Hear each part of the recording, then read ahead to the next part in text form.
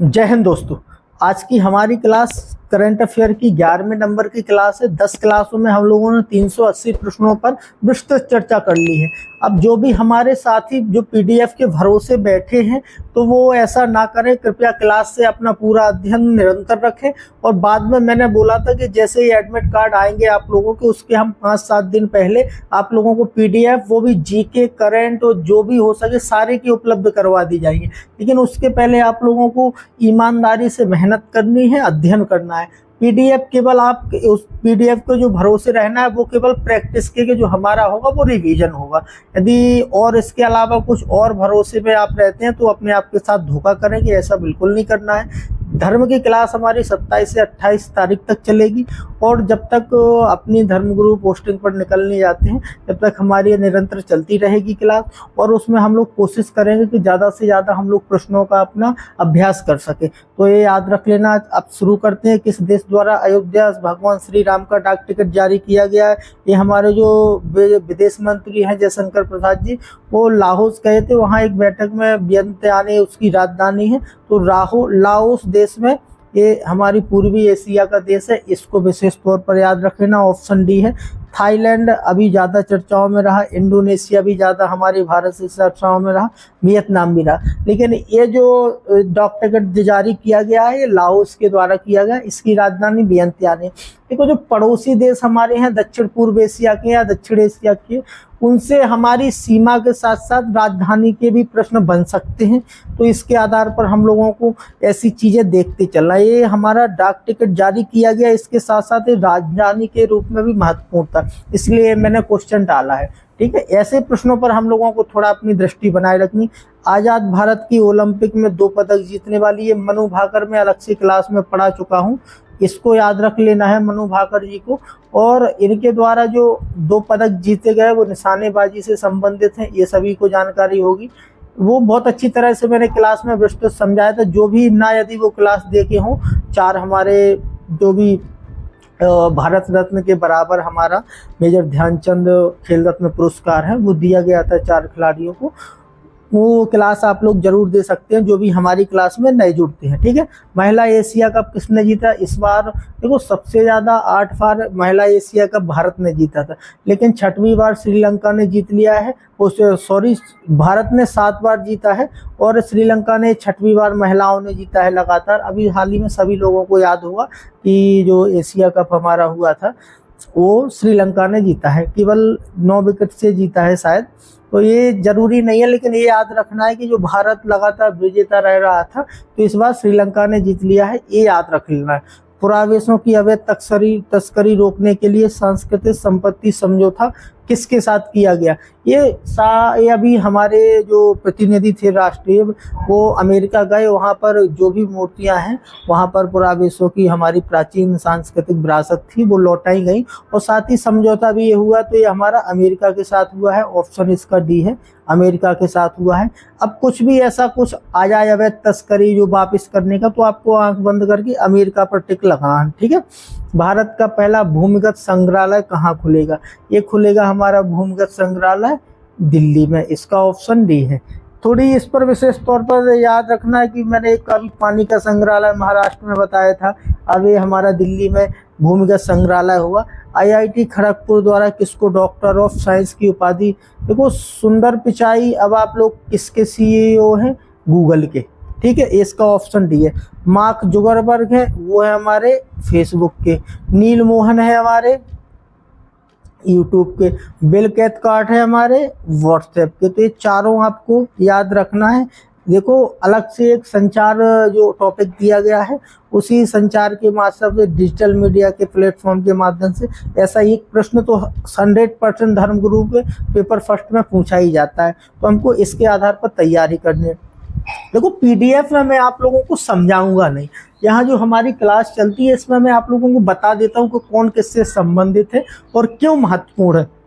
PDF में केवल आपको उत्तर मिलेगा और फिर आप लोग जैसे पेपर में सामने देखेंगे तो आपको जब ऐसी कुछ चीज़ें याद रहेंगी उसके बारे में तो आप सही उत्तर का चयन कर पाएंगे। यदि ऐसा नहीं करते, केवल प्रैक्टिस में लगे रहते हैं, तो हाँ भ्रम में पड़ने की ज़्यादा संभावना है। कारगिल नायक कैप्टन हनीफुद्दीन की प्रतिमा का अनावरण एक केरल में किया गया। इनको वीर चक्र दिया गया था मरणोपरांत, तो इन पर थोड़ा याद रखना है। कारगिल से 1965, 71 से 62 से ऐसे प्रश्न जो भी हमारे शहीद शहादत दी, बलिदान दिया, जो भी हमारे सैनिकों ने, उनके संबंध में ऐसे प्रश्न बनाए जाते हैं। तो हमको इसको याद रखना है, केरल में किया गया। अंतर्राष्ट्रीय बाघ दिवस इस सभी को पता है मेरे हिसाब से, और 29 जुलाई को मनाया जाता है अंतर्राष्ट्रीय। और इस बार बाघों से एक प्रश्न बनने की ज़्यादा संभावना है, क्योंकि बहुत हम लोगों ने अच्छा काम किया है इस क्षेत्र में। भारत सरकार ने, भारत सरकार द्वारा 2027 तक कितने प्रधानमंत्री भारतीय जनऔषधि, यदि आप लोग आम जिंदगी जी रहे हो तो आपके आसपास पड़ोस में यदि भारतीय प्रधानमंत्री जनऔषधि केंद्र खुला हो, तो ये केवल 20% के मूल्य पर दवाइयाँ गरीबी या सभी लोगों को उपलब्ध कराई जाती हैं। तो ये लगभग 25,000 केंद्र खोलने का लक्ष्य 2027 तक, जो हमारी स्वास्थ्य जो व्यवस्था है उसको सुधारने के लिए एक कदम मान सकते हैं हम लोग। ठीक है।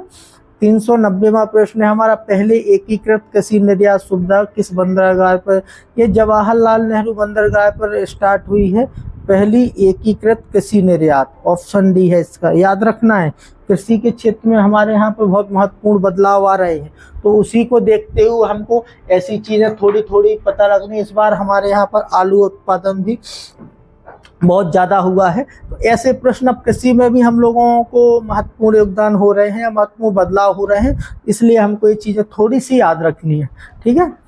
मांड्या और यादगिरी लिथियम खदानों की खोज, ये देखो कर्नाटक में हुई है, याद रखना है। कर्नाटक में और सोना उत्पादन होता है, ये ऐसी कई खदानें, लेकिन ये नहीं पूछ लिथियम आयन बैटरी, इसलिए क्योंकि इससे बैटरी बनती है, और लिथियम आयन बैटरी से हमारे यहाँ पर जो भी गाड़ी है चल रही है, हम लोग चाइना के ऊपर निर्भर है। यदि ऐसा होता है तो हम लोग आत्मनिर्भर बनेंगे, और उसमें सबसे ज़्यादा हमारा प्रदूषण फैलने का कम खतरा है, क्योंकि फिर हम लोग ये पेट्रोल डीजल का उपयोग बंद कर देंगे और इसी पर आधारित हो जाएंगे। ठीक है, निर्भर हो जाएंगे। तो अब हम लोग अगले प्रश्न पर याद रखना है, कहाँ मिली थी? ये कर्नाटक में। कारगिल विजय दिवस मनाया जाता है ये 26 जुलाई को। 26 जुलाई से ही इस वर्ष 2024 से पेरिस ओलंपिक खेल शुरू हुए थे, जो 13 अगस्त तक चले थे। ये दोनों चीज़ें याद रख लेना, हमारे कारगिल विजय दिवस। ठीक है, 26 जुलाई को। वन क्षेत्र में वृद्धि मामले में देखो, मैंने एक बहुत अच्छा शब्द ये समझाया था, वन क्षेत्र। ठीक है, और एक वन आवरण समझाया था, एक वृक्ष आवरण समझाया था। तो ये वन क्षेत्र पूछा जा रहा है। वृद्धि मामले में भारत किस स्थान पर? ये वैश्विक स्तर पर हमारा रहा है।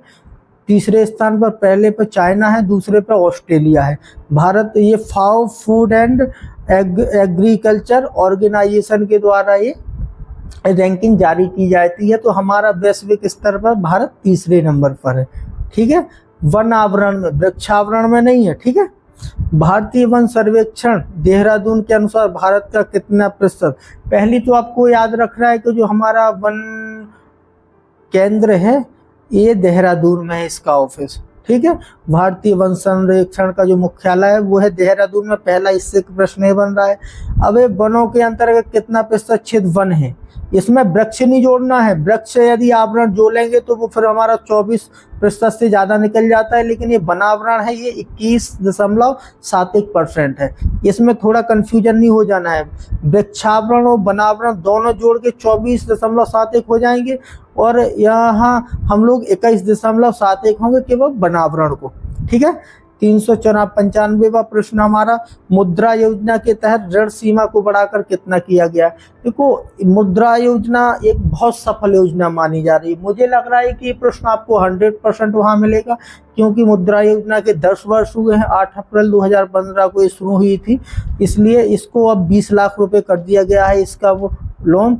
और इस लोन के आधार पर हमारे जो ग्रामीण क्षेत्र में, भारत के ग्रामीण इलाकों में और विशेषतर महिलाओं द्वारा स्वरोजगार पर बहुत महत्वपूर्ण योगदान दिया जा रहा है। और एमएसएमई को आप लोगों को पता है कि भारत की जीडीपी में लगभग 45 से 46% योगदान रहता है। तो उनको मजबूत करने के लिए भारत सरकार ने एक योजना शुरू की थी और वो अभी तक सबसे सफल योजना मुद्रा योजना, जनधन योजना ये मानी जा रही है। ठीक है, अगला प्रश्न देखते हैं हम लोग। वित्त वर्ष 2025 में रक्षा बजट का आवंटन किया गया। ये किया गया 8,81,000 करोड़ रुपए का आवंटन हुआ है। ये पिछले वर्ष 2024 के मुकाबले लगभग 9.5% की वृद्धि हुई है। पिछले जो वर्ष था हमारा 6,22,000 करोड़ रुपए का। अब यहाँ थोड़ी सी एक बात याद रखनी है, आप लोगों को पता है कि हमारा जो पाकिस्तान से विवाद सिंधु समझौता हमारा था वो हम लोगों ने सस्पेंड कर दिया है, ना कि रद्द किया है। ठीक है, अब ऐसे आतंकवादी हमले के बाद और जब हम लोगों ने ऑपरेशन किया और फिर उस देश से हमारे यहाँ पर हवाई हमले हुए, उस पर हमने वायु रक्षा प्रणाली, आकाश तीर आकाश द्वारा और S-400 द्वारा बेहतर प्रदर्शन किया। यहाँ से अब हम लोग ये निकलते हैं कि अब भारत ड्रोन क्षेत्र में भी एक क्रांति के तहत कार्य करना चाहिए भारत को, और साथ में जो हमारी वायु रक्षा प्रणाली है उस पर भी हमारा नवाचार और रिसर्च एंड डेवलपमेंट को बढ़ावा देना चाहिए। भारत इस पे इन्वेस्ट करने की ज़्यादा ज़रूरत है, क्योंकि जो भी बड़े बड़े देश हैं वो तो जो सक्षम है हथियार खरीदने में वो तो खरीद सकते हैं, लेकिन जो छोटे छोटे देश हैं हमारे अफ्रीका के, एशिया के, हमारे तरफ आंख लगाए बैठे रहते हैं कि भारत के द्वारा, क्योंकि बहुत ज़्यादा भारत दान भी करता है और बहुत सभी देशों को निर्यात भी करने में कोई ऐसी समस्याएं नहीं होती हैं। तो ऐसा वो उत्पादन बढ़ना चाहिए, क्योंकि बहुत सारे देश अब हम लोगों से भी रक्षा सामग्री खरीद सकते हैं। ठीक है, तो हम लोगों को इस पर अब अच्छा कदम उठाना चाहिए। धीरे धीरे हमारा ये जो भी रक्षा बजट है उसको बढ़ा के और इस क्षेत्र में भी हमको बेहतर योगदान करना चाहिए उत्पादन में। ठीक है, अंतर्राष्ट्रीय ओलंपिक समिति के लिए किसे चुना गया? ये नीता अंबानी पिछली बार भी चुनी गई थी, इस बार भी। थोड़ा ये अंतर्राष्ट्रीय है इसलिए इस पर याद रखना है। ओलंपिक समिति के लिए ऐसे में ऐसा नहीं हो जाए कि कोई तीन आप लोगों को बेहतर खिलाड़ी महिलाओं के नाम दिए जाए और नीता अंबानी चौथा, तो आप लोग उसको ज़्यादा पसंद करेंगे, इसलिए आपको अंतर्राष्ट्रीय ओलंपिक समिति याद रखना है। ठीक है, राष्ट्रीय ध्वज दिवस ये 22 जुलाई 1947 को संविधान सभा द्वारा अपनाया गया था। उसी दिन से राष्ट्रीय ध्वज दिवस मनाया जाने लगा है, तो आपको याद रखना है 22 जुलाई और 26 जुलाई 2 डेटें हमारी हो जाती हैं। ठीक है, छत्रपति शिवाजी महाराज हथियार बागनक कहाँ से लाएगा? ये इंग्लैंड से लाएगा। इसको याद रखना है थोड़ा कैसे। जो हथियार था छत्रपति शिवाजी महाराज जी का वो बिल्कुल बाघ के पंजे जैसा था, तो उसको बागनक कहा जाता है। वो वापस लाके और महाराष्ट्र के अब मुझे लगता है महाराष्ट्र राज्य सरकार अब उसको एक प्रदर्शनी के तौर पर संग्रहालय में रखेगी। ठीक है, तो याद रखना ऑप्शन डी है इसका। कहाँ रखा जाएगा? महाराष्ट्र में। ठीक है, नीति आयोग के पुनर्गठन के साथ उपाध्यक्ष के रूप में चुना गया। देखो ये सुमन केवेरी 1 जनवरी 1915 को स्थापना हुई थी नीति आयोग की। ठीक है, नीति आयोग का पुनर्गठन किया गया, ये एक अलग बात है। उसमें अब 15 कैबिनेट मंत्री शामिल रहेंगे, पदेन सदस्य होंगे इसके नीति आयोग के, तो इसको बोलते हैं पुनर्गठन। जो सुमन केवेरी है उपाध्यक्ष के रूप में चयनित है अभी वर्तमान में, तो ये याद रखना है नीति आयोग के उपाध्यक्ष सुमन केवेरी। इसके भी 10 साल हो चुके हैं, तो इससे भी प्रश्न बनाने की मुझे पूर्ण संभावना रहती है कि शायद इससे भी एक, क्योंकि बहुत अच्छी, अब राज्य भी ऐसी संस्था इसके आधार पर अपने यहाँ पर गठन कर रहे हैं। वो अपने भारत के, अपने राज्य के विकास और सारी समस्याओं के हल के निदान के लिए ऐसी संस्थाओं का गठन कर रहे हैं। ठीक है, वो अभी एक विधेयक महाराष्ट्र सरकार ने पेश कर दिया है कि हम भी नीति आयोग के तर्ज पर एक संस्था बनाएंगे। इस पर विशेष तौर पर याद रखना है 3 चीजें। जो हमारा गठन हुआ नीति आयोग का, एक अब अभी वर्तमान में उपाध्यक्ष, इसके पदेन अध्यक्ष जो होते हैं वो होते हैं हमारे भारत देश के प्रधानमंत्री। तो इसको याद रखना है, ऐसा ना हो कि नीति आयोग के अध्यक्ष कौन है हम लोग उपाध्यक्ष पढ़ते रहे और अध्यक्ष का प्रश्न पूछ ले और भ्रमित हो जाए। तो अध्यक्ष पदेन अध्यक्ष होते हैं वो पीएम होते हैं हमारे उपाध्यक्ष सुमन केवेरी है। 1 जनवरी 2015 को इसका पहले योजना आयोग चलता था, उसको समाप्त करके नीति आयोग का गठन किया गया। पुनर्गठन हाल ही में हुआ है, उसमें कुछ अन्य मेंबर जो कैबिनेट मंत्री हैं उनको पदेन सदस्य के रूप में रखा गया है। ठीक है। 402 है, भारत सरकार ने फिलिस्तीन शरणार्थियों की मदद के लिए कितनी राशि जारी की है। देख लो, मैंने कई बार समझाया था, हमारे भावनात्मक रूप से जो भारत के नागरिक है वो इजराइल का झंडा, इजराइल जिंदाबाद सारी चीज़ें बोल रहे थे, लेकिन मैंने बोला था कि मानवीय तौर पर जो भारत सरकार का समर्थन है वो फिलिस्तीन के साथ है।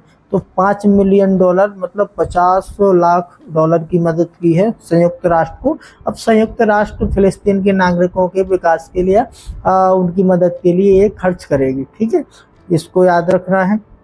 एक दिन में 11 लाख पौधे रोपने का विश्व रिकॉर्ड बना है, इसलिए ज़रूरी है।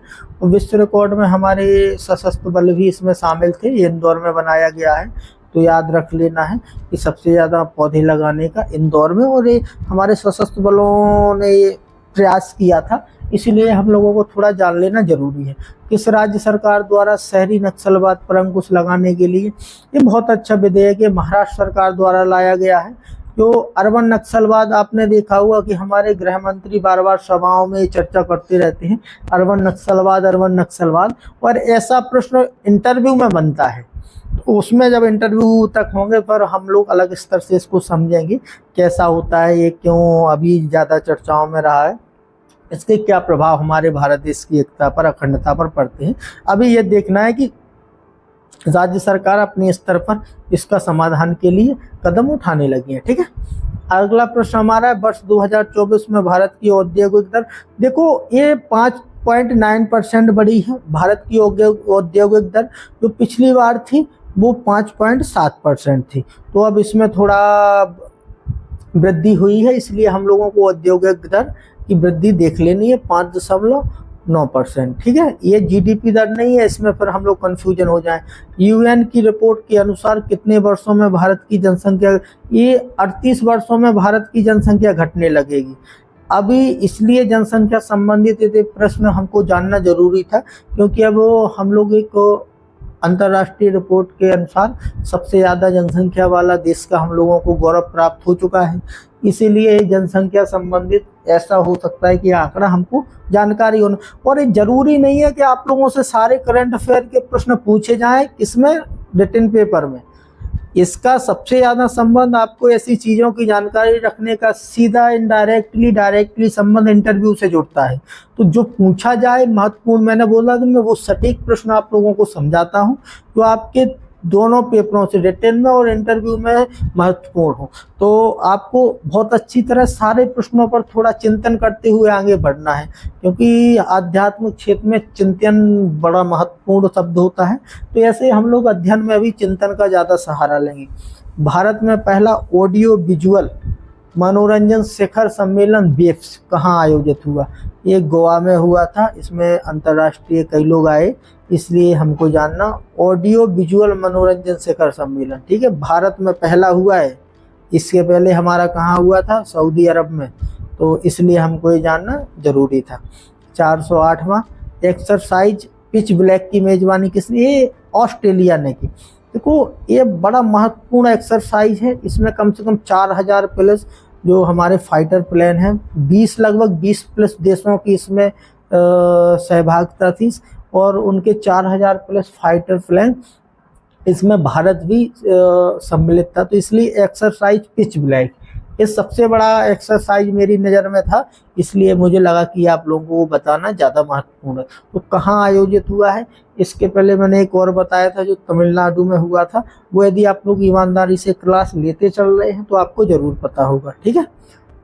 ऑस्ट्रिया की राजधानी क्या है? ये ऑस्ट्रिया की राजधानी वियना है। इसमें हमारे पहले 1983 में यात्रा जो की थी वो इंदिरा गांधी जी ने की थी।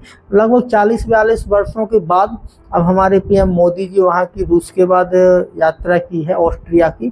तो आपको इतना याद रखना है कि वो 40 वर्षों के बाद पहुँचे, शायद राजधानी डाल दिया जाए कि राजधानी क्या है, तो वियना, आपको इसको पता होना चाहिए। जो वॉशिंगटन डीसी है ये IMF का मुख्यालय है, आपको पता है। ब्राजील ने रियो डी जेनेरो की जगह एक अलग से राजधानी ब्राजीलिया बना ली है।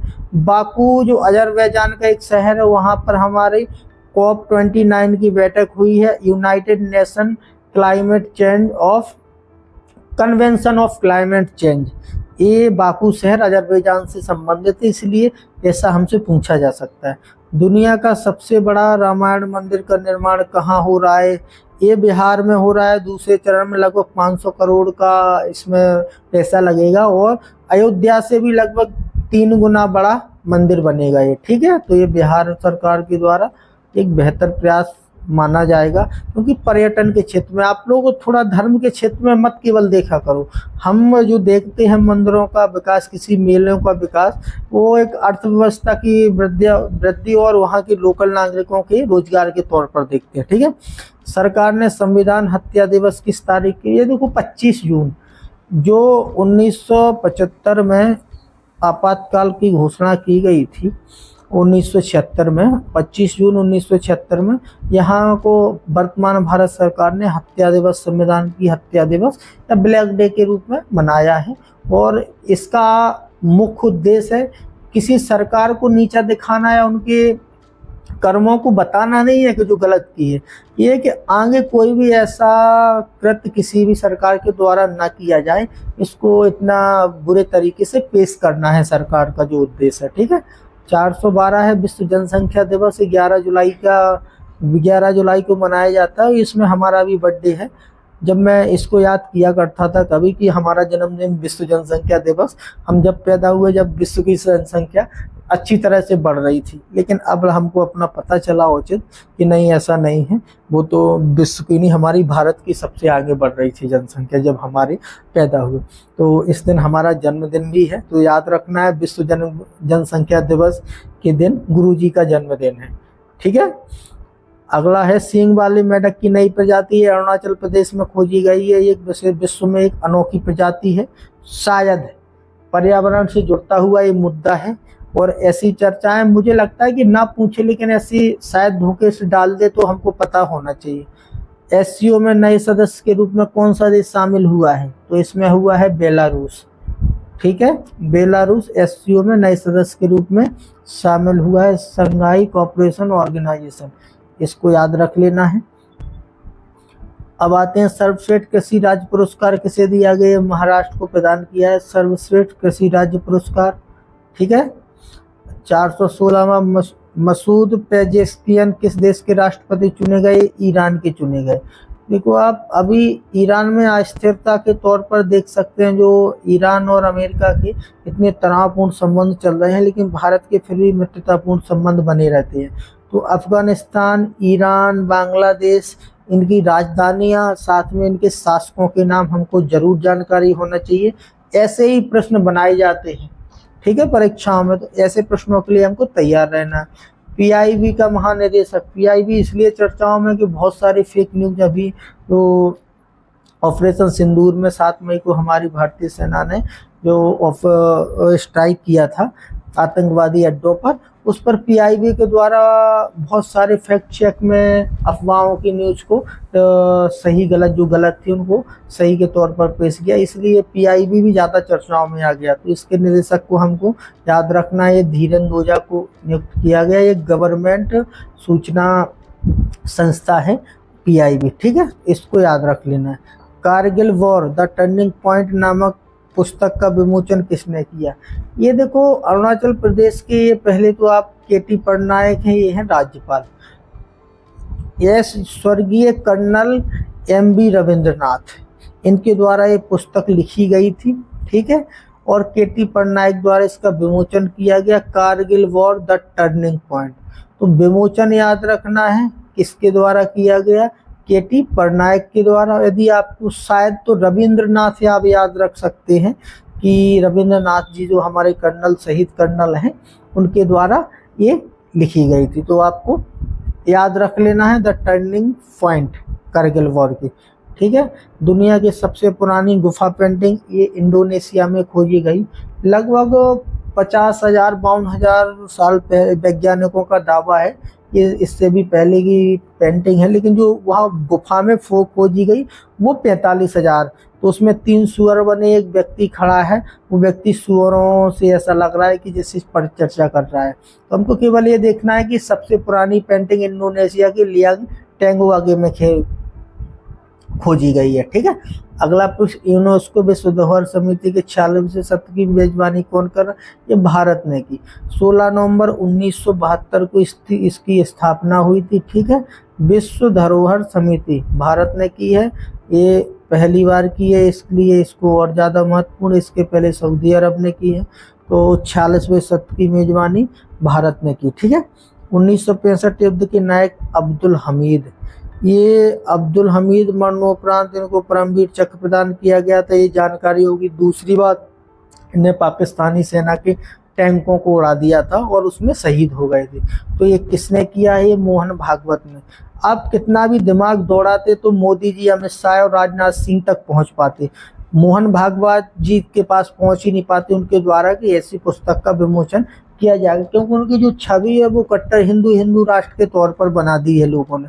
वो इतने अच्छे विचारशील चिंतनशील व्यक्ति है, हमारे भारत की प्रगति के बारे में सोचते हैं। हालांकि जो नेता हैं किसी पार्टी के, वो भले ही अपने राजनीतिक हित और पर्सनल हित में सोचते हों, लेकिन मोहन भागवत बहुत बड़ी एक प्रतिभा के धनी व्यक्ति हैं और हमारे हमेशा ही जो भी महत्वपूर्ण योगदान रहा है देश के लिए किसी भी का, तो उसके लिए हमेशा वो खुलकर, बड़े दिल के हैं, खुलकर तारीफ करते हैं। तो इसको याद रखना है। ठीक है, ये अब्दुल हमीद जी है जो हमारे मरणोपरांत परमवीर चक्र से सम्मानित हैं।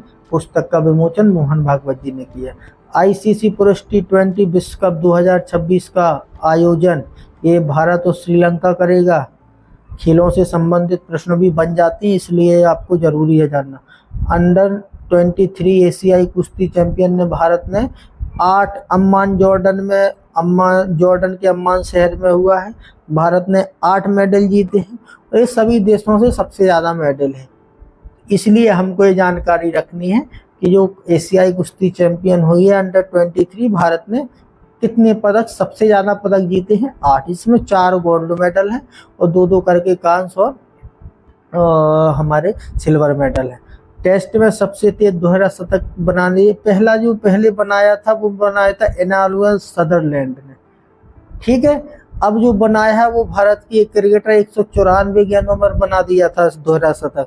तो भारत की शेफाली वर्मा, केवल याद रखना ये महिला खिलाड़ी है और इसने एक विदेशी खिलाड़ी का रिकॉर्ड तोड़ दिया। अब जो सबसे ज़्यादा कम गेंदों में दोहरा शतक बनाने वाली, सबसे तेज दोहरा शतक बनाने वाली शेफाली वर्मा है। ठीक है, अगला प्रश्न, पीएम मोदी ने किसके जीवन पर 3 पुस्तकों का विमोचन? ये उपराष्ट्रपति थे 13वें नंबर के वेंकैया नायडू जी। ठीक है, और इसके अभी जो है वो वर्तमान में आप लोगों को पता होगा जगदीप धनखड़ है और सबसे ज़्यादा विवादों में यही रहते हैं, इन्हीं के खिलाफ अविश्वास प्रस्ताव भी आ चुका है। तो उपराष्ट्रपति के बारे में हम लोग संविधान में मैं आप लोगों को बता दूंगा चर्चाएं कि प्रथम कौन थे, वर्तमान में क्यों ये विवाद में रहे। एक क्लास में हम लोग ये सारे पढ़ लेंगे। लास्ट प्रश्न हमारा FATF वित्तीय कार्रवाई बल, फाइनेंशियल एक्शन। ठीक है, टास्क फोर्स कार्रवाई बल भारत सूची में कौन सी सूची में भारत शामिल है? अनुवर्ती सूची का मतलब होता है फर्स्ट। एक ये थोड़ा ऑप्शन सी मुझे कंफ्यूज कर रहा है, ब्लू की जगह ब्लैक होना चाहिए था, तो इसको सुधार लेना है। ब्लैक का मैं मतलब जो ब्लैक लिस्ट में शामिल हो जाएगा वो वित्तीय जो भी हमारी वैश्विक कार्रवाई है वो इससे बाहर हटा दिया जाएगा, तो इस पर जुर्माना लगता है। पता है, इसका मतलब होता है आप आतंकवादियों को आप मनी लॉन्ड्रिंग कर रहे हैं, दूसरे यहाँ पर अवैध व्यापार करवा रहे हैं दूसरे देशों के साथ, तो ये ब्लैक लिस्ट में पाकिस्तान को शामिल कर दिया जाता है, कभी कभी फिर निकाल दिया जाता है। आप यदि ग्रे लिस्ट में आ जाते हैं तो आपको कुछ रिलैक्सेशन मिल जाता है। तो भारत अभी नंबर 1 की क्रेडिट में शामिल है, 2010 में शामिल हुआ था FATF में। 1989 में इसकी स्थापना हुई थी, 1989 में, और G7 के देशों द्वारा ये स्थापना की गई थी, तो इसको याद रख लेना है। यदि FATF का पाकिस्तान में, क्योंकि अभी 1.4 मिलियन हमारा IMF ने जो ऋण दिया है इसी FATF के आधार पर दिया जाता है ऋण, तो निकाल के बाहर ग्रे लिस्ट में कर दिया जाता है। तो इतना याद रखना है कि हम कहाँ खड़े हैं। ठीक है, हमारी क्लास यहाँ खत्म होती है। अब 2 क्लास हमारी करंट की और बचेंगी। इसके बाद हमारा पूरे वर्ष का करंट कवर हो गया है। और अब हम लोग केवल 2 क्लासों के बाद हम लोग सीधे अब बेसिक पर आएंगे। एक मैं लास्ट जैसे ही क्लास लूँगा हमारे आ जाएंगे, जैसे ही हमारा प्रवेश पत्र आता है उसके पहले मैं मई की क्लास और ले